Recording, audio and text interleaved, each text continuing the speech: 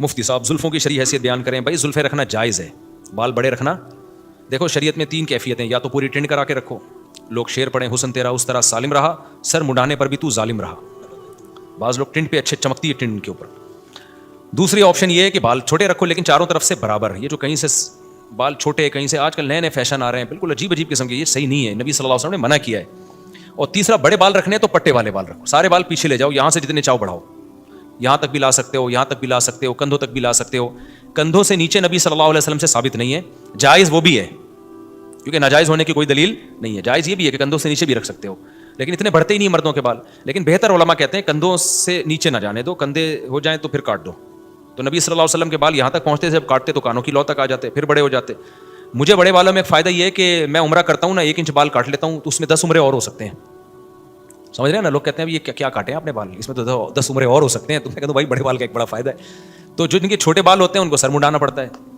تو پہلی دفعہ جب ہم نے حج کیا, عمرے کیا, تو سر مڈانے کی سنت زندہ کر لی. اب ہم نے کہا چلو اب قصر بھی جائز ہے. قصر کا مطلب بال کٹوانا. تو آپ بڑے بال رکھ سکتے ہیں, شریعت میں جائز ہے, جتنے چاہیں بڑے رکھیں, لیکن بہتر یہ ہے کہ کندھوں سے زیادہ نیچے نہ جانے دیں تو بھی ٹھیک ہے. اچھا, آج کل لڑکوں نے بالوں میں چٹیاں بنائی ہوئی ہوتی ہے پیچھے, اس پہ بھی لوگ اعتراض کر رہے ہوتے ہیں چٹیاں بنا کے گھوم رہے ہیں, تو یہ بھی جائز ہے.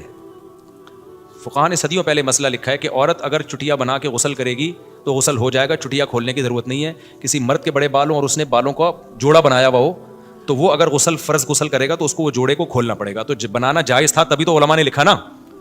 تو اگر آپ کے بڑے بال ہو گئے ہیں, میرے تو اب رہے نہیں بال, 4 شادیوں کی وجہ سے نا اب تھوڑے سے رہ گئے. اس عمر میں یہ بھی غنیمت ہے. میرے تو جب آپ اگر 10 سال پہلے بال دیکھ لیتے, بہت ہی گھنے بال اور یہاں تک پہنچے ہوئے تھے.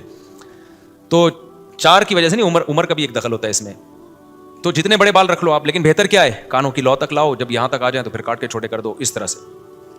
تو ہر جائز کام کرنے کا نہیں ہوتا. آپ کو جو سوٹ, اصل میں اللہ تعالیٰ چاہتے ہیں, زینت کو پسند کرتے ہیں. حدیث میں آتا ہے ان اللہ جمیل یحب الجمال, اللہ جمیل ہے, جمال کو پسند کرتا ہے. تو جو آپ پہ سوٹ کر رہا ہے وہ کام کرو. شریعت نے خامخواہ کی پابندیاں نہیں لگائی ہیں. جو آپ کو اچھا لگ رہا ہے وہ کام کرو یار, بس دیکھنے میں اچھے لگو. آپ آڑے ترچھے بال نہ کاٹ دو کہ یہاں سے وہ جو چوہا نہیں ہوتا کانٹوں والا, بال یوں اٹھے ہوئے ہوتے ہیں اور یہاں سے گنجے ہوئے ہوتے ہیں, یہ سب جائز نہیں ہے. تو نارملی جو آپ پہ جو ہلیا اچھا لگ رہا ہے وہ رکھو بھائی.